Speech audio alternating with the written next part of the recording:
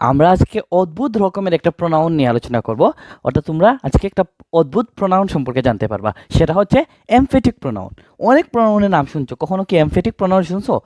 সাধারণত ওইরকম শোনা যায় না। তো আজকে আমরা এমফেটিক প্রোনাউন সম্পর্কে জানবো। তো এমফেটিক প্রোনাউন সম্পর্কে জানতে গেলে আগে আমাদেরকে শিখতে হবে রিফ্লেক্সিভ প্রোনাউন সম্পর্কে, মানে একটা আইডিয়া নিতে হবে। তো রিফ্লেক্সিভ প্রোনাউন সম্পর্কে তোমাদের মোটামুটি আইডিয়া আছে। দেখো রিফ্লেক্সিভ প্রোনাউন কোনগুলা?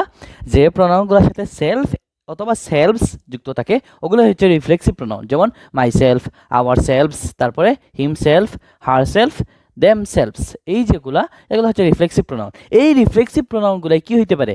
এমফেটিক প্রোনাউন হতে পারে। তো এগুলা কখন এমফেটিক প্রোনাউন হয় সেটাই আমরা এখন শিখব।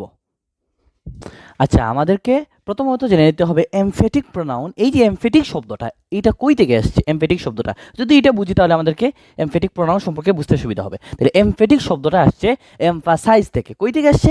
এমফাসাইজ থেকে এমফেটিক আসছে। এমফাসাইজ মানে কি করা? জোর দেয়া। তার মানে এমফেটিক কই থেকে আসছে? ওই এমফাসাইজ থেকে আসছে। তার মানে যেই প্রোনাউনটা কি করে? জোর দে। এমফাসাইজ থেকে যেহেতু এমফেটিক আসছে, তার মানে এটার অর্থ কি হবে? মানে জোর দেওয়া রিলেটেড কিছু একটা বিষয় হবে। তার মানে যেই প্রোনাউনটা কি করে? জোর দে, ওইটা কি হয়ে যাবে? এমফেটিক প্রোনাউন হয়ে যাবে। তার মানে এইগুলোই হচ্ছে, এই যে রিফ্লেক্সিভ প্রোনাউন যেগুলো, এগুলোই হচ্ছে এমফেটিক প্রোনাউন হবে। যখন কি করবে? এমফাসাইজ করবে, তখনই ওদেরকে কি বলা যাবে? এমফেটিক প্রোনাউন বলা যাবে। তো আমরা এক্সাম্পল দেখি, তাহলে ব্যাপারটা আরও ক্লিয়ার হবে। আচ্ছা, তাহলে আমরা এমফেটিক প্রোনাউনের একটা এক্সাম্পল দেখতে পারি। দেখো, সীমা ওপেন দ্য ডোর। তার মানে কি? সীমা দরজাটা ওপেন করেছিল বা খুলেছিল, ওই রকম। আচ্ছা, এখানে দরজাটা কে খুলছে? ওই সীমা যে মেয়েটা আছে, ওই মেয়েটাই খুলছে। আচ্ছা, এখন দেখো আমি চাইতেছি একটু সীমার দিকে একটু এমফাসাইজ করতে। তার মানে কি? দেখো, সীমার রিফ্লেক্সিভ প্রোনাউনটা কি হবে আগে এটা বলো। সীমার রিফ্লেক্সিভ, যেহেতু একটা মেয়ে, তার মানে রিফ্লেক্সিভ প্রোনাউন হবে হার সেলফ। যদি একটা ছেলে হইতো তাহলে কি হইতো? হিম সেলফ হইতো। আচ্ছা, তো তার মানে দেখো এই যে হার সেলফ আছে, ওই হার সেলফটারে সীমার পাশে অ্যাড করে দিব। তাহলে Seema herself open the door. তার মানে কি? সীমা নিজেই দরজাটা খুলেছিল। আচ্ছা দেখো তো, এই যে সেন্টেন্সটা, উপরে যে সেন্টেন্সটা, এটা কি বলছে? এটা বলছে যে সীমা দরজাটা খুলেছিল। এখানে কি বলা হয়েছে? এখানে বলা হয়েছে যে সীমা নিজেই দরজাটা খুলেছিল। তার মানে দুই ক্ষেত্রে কে খুলছে দরজাটা? সীমাই খুলছে। তাইলে এই হার সেলফ এড করার দরকারটা কি? মানে এখানে একটু নিজেই বা সীমাই খুলছে, এটা একটু জোর দিতেছে। আশা করি বুঝতে পারছো। দেখো আমি আবার বলি, দুইটার মধ্যে পার্থক্যটা কি।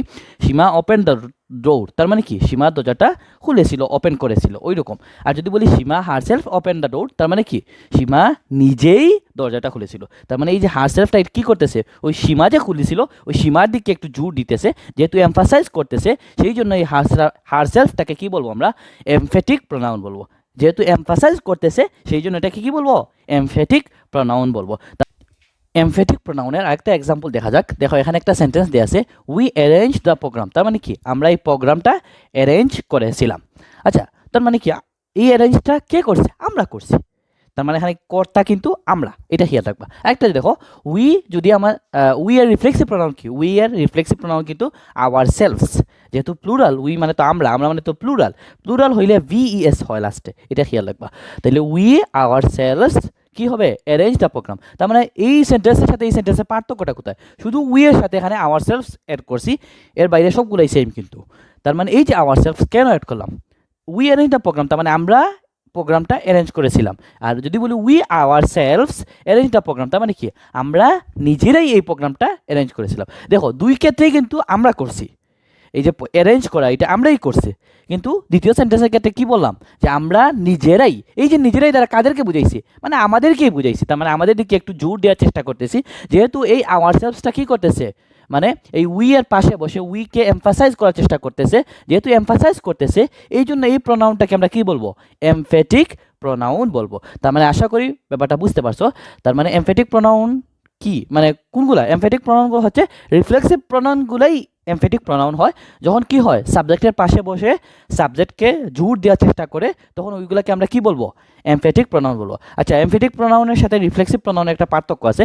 মূলত রিফ্লেক্সিভ প্রোনাউন তখনই আমরা বলি যখন ওইটা অবজেক্ট হয়। আর যখন অবজেক্ট না হয়ে কি হয়? ওই সাবজেক্টের পাশে বসে সাবজেক্টকে জোর দেওয়ার চেষ্টা করে, তখন আমরা ওইটাকে কি বলি? রিফ্লেক্সিভ প্রোনাউন না বলে আমরা কি বলবো? তখন ওইটাকে আমরা এমফেটিক প্রোনাউন বলবো। আর এমফেটিক প্রোনাউনটা, এই এমফেটিক শব্দটা কই থেকে আসছে?